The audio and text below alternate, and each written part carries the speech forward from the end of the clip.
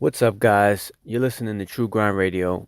This is a new episode with your host, Vaz, aka Mike V. Thanks for tuning in, y'all. Today, I want to talk about the work and happiness relationship. Now, this is something I'm extremely passionate about, and this is because I've seen how this can affect people through my entire life, through every job that I've ever had. I've always seen this kind of, I don't want to say, this kind of aura of like kind of self-loathing and just like just regret. You know what I mean? And I just want to address it real quick. um Basically, my thoughts on the work and happiness relationship are people think that the amount of money that you make will equate to your happiness, or they think that if they got just that $1 or $2 raise, it would change their entire outlook on life. And I'm just here to tell you that really, if you think about it, that $1 or $2 raise really equates to maybe like what, 30 bucks, 30, 40 bucks. It really depends what you get paid. But the point is it's really not that much more than what you're already getting paid.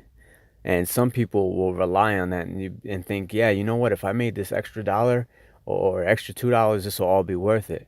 But that's the thing. If you're unhappy, it's still not going to be worth it. And people get so caught up with the fact that, oh man, I could be fired, tomorrow. So let me be the best I can be always and stuff like that. And they worry whenever things are not going right, and then they end up dreading going to work. Now, that whole issue is not even an issue with work. That's an internal issue. Now, the reason I say that is because if you put yourself in a position to where if you lost your job tomorrow, you could pick one up maybe like the next day or in the next week or something like that, you would not be in that space of dreading coming to work, or that you feel like, oh man, if I lose this job, I'm going to be just, I don't know what I'm going to do with my life. That you're bringing unnecessary stress into your life. And what I like to do is whenever I have any job or any position or whatever I'm doing, I always have some kind of backup plan. So basically, I'm always looking for new opportunities, regardless if I love my job or not. That's just being smart because, in my opinion, people plan for what? For parties. People plan for a weekend. People plan to go to Vegas, right? They plan everything from start to finish. But why not have that same outlook on your life? Right?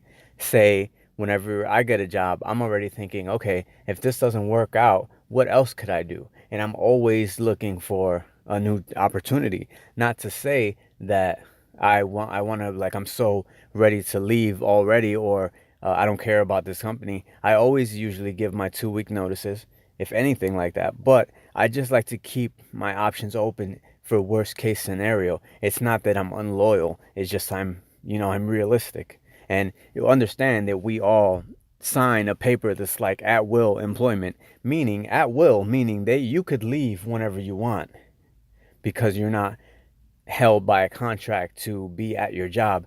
On the same token, at will employment also works for the employer that could fire you for any reason whatsoever. And that, you have to think about that, like, man, they have no contract saying that they have to keep you. And some people think, oh, but they have to pay unemployment. But they can still fire you, and unemployment is really not that much. If you're living paycheck to paycheck, unemployment probably won't cover all your expenses. So that's something you have to think about. You're better off just getting another job. And I'm super passionate about this, and this really gets me, like, it frustrates me because I tell people to understand that they are better than that. They shouldn't have those. That stress is just unrealistic to me. Like, it doesn't make any sense to be so stressed out over a job when it's not a career. If you know it's a job and not a career, they'll people will tell me that they know it's a job and not a career, and they know that the whatever sucks and this and that, but they won't do anything about it. And it kills me because it's like, dude, you are better than this. You can get another job. You got this job. You were good enough at an interview to get this job. You can do that again. You can get another job. Even if you have a car, even if you don't have a car, there's buses you can do. As long as you have the mentality and the will to grind, you will do it. And some people just come from a place of excuses and get so frustrated by, oh man, there's no place to turn, I can't do anything. You can, if you set your standards a little bit lower, you can get any job that you want, realistically. I mean, it doesn't have to be that amazing job that you had before, or you think that you have. You can actually get two jobs. Get two jobs, right? Listen to this. Listen to this. Get two jobs, right, that you enjoy, to equate to the amount of money that you were making at that job that you hated, and see how that works for you. If it's granted, you have to get two jobs if they don't pay as much as the job as you hated. That's what I'm trying to get at. But just try something like that.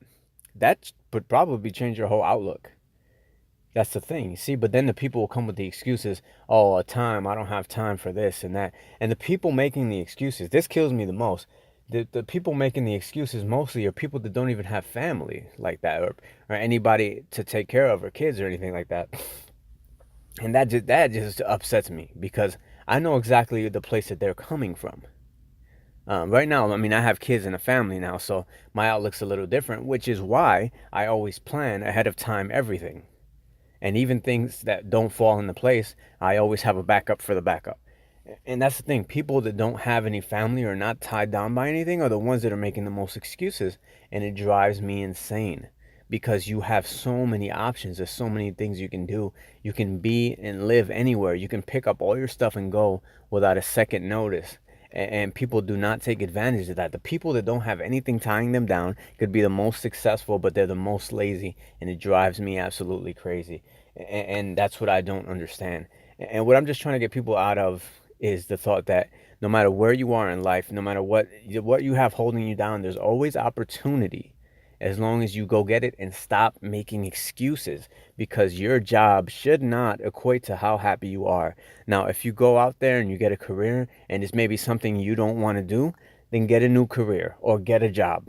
Do something else. Make your own business. Do like I'm doing. Make a podcast. Just talk to people. Make music. Do whatever. The thing is I work. Obviously, I work still. And then I have this that I do because I enjoy it. This I consider my career more than anything, because I enjoy this and I could do this for free, which is what I'm actually doing now.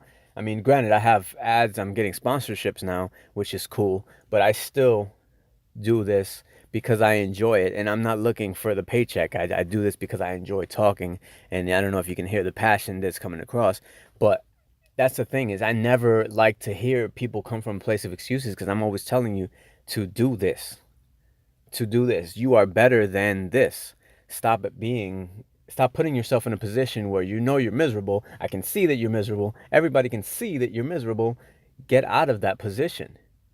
And people come up to me sometimes and wonder why I have a look on my face like, you know what, I'm not worried about anything, or people think that I just don't care, which that's half right. I mean, I do care though. It's just, if I were to lose my job today or tomorrow, it wouldn't bother me, because I already have backup plans in place.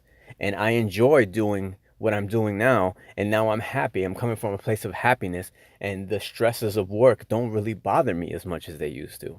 And that's what I need people to understand, is when you have something else that you're looking forward to, and you have, your family's happy, you're taking care of your family, and things are going in the right direction, regardless of how bad things get at work, you can always just leave for the day. Even though you'll take a hit on your pay, or you could be in danger of getting fired, it won't matter, because you have your backups in place. And it makes you, that is so relieving, that feeling. And I could come to work every day and not dreading it, because I know that I'm doing something for people. I'm doing something greater than myself. One, my family's taken care of. If anything were to go wrong, that's two. And the thing is, I understand that the job where I'm at does not determine how happy I am. And that's the third thing. And I just feel like people really should understand this and get out of that mindset that where you work is going to determine how happy you are. Work is just a place to get money. There are so many other places to get money. There's so many things you can do to get money.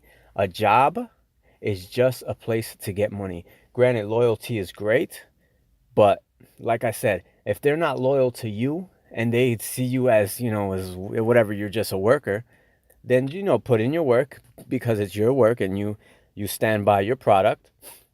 But just understand that there's other opportunities to make money, that you can make more money not working for anybody else. If you really put your mind to it and understand like the grind that's possible, the things you can do, you can resell, you can flip, you can do all these things. You can give your services. You can help people that don't know how to do certain things, like set up a business, set up a website. There's so many things you can do if you just get out of that mindset of being the victim, because you're not the victim.